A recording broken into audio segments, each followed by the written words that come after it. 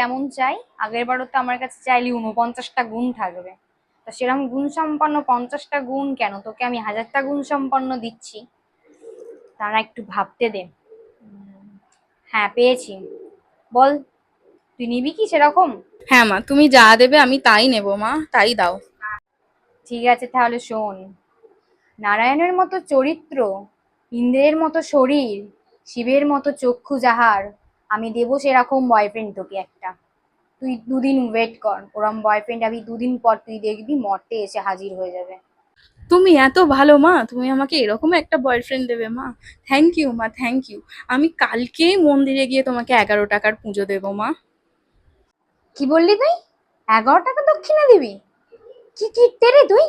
একটু 101 টাকা 201 টাকার পুজো দিতে পারিস না না একদম? সত্যি তুই আবার বয়ফ্রেন্ড চাইতে এসেছিস?